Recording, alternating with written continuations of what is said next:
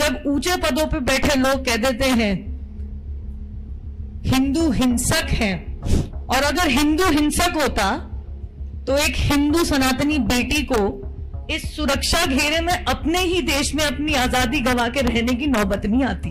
तो किसी और घर के किसी सदस्य को भी वो ना देखना पड़े जो मैंने देख लिया।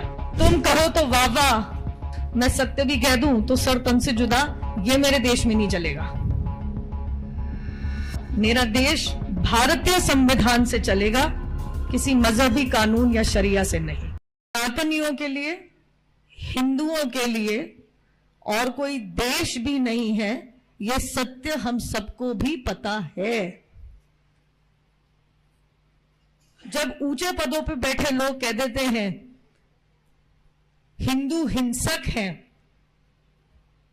ऊंचे पदों पे बैठ के लोग कह देते हैं कि हिंदू सनातनियों का नरसंहार कर दो, दो बात कहूंगी।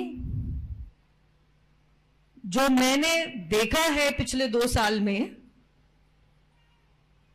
सनातनियों का नरसंहार करने की कोशिश की गई, क्योंकि शायद व्हाट्सएप पे, फेसबुक पे कुछ लिख दिया और कुछ ऐसा उल्टा सीधा नहीं लिखा।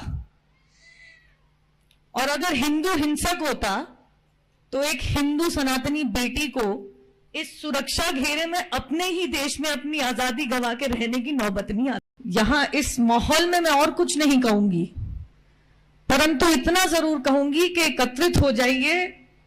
महाराज जी बिल्कुल सही कह रहे हैं, किसी और घर की बेटी तो दूर की बात है, किसी और घर के किसी सदस्य को भी वो ना देखना पड़े जो मैंने देख लिया।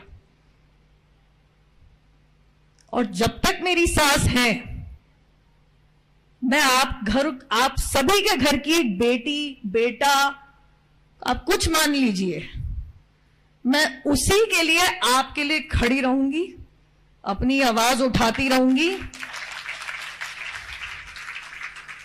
तुम कहो तो वाह वाह, मैं सत्य भी कह दूं तो सर तन से जुदा, ये मेरे देश में नहीं चलेगा। मेरा देश भारतीय संविधान से चलेगा, किसी मजहबी कानून या शरिया से नहीं।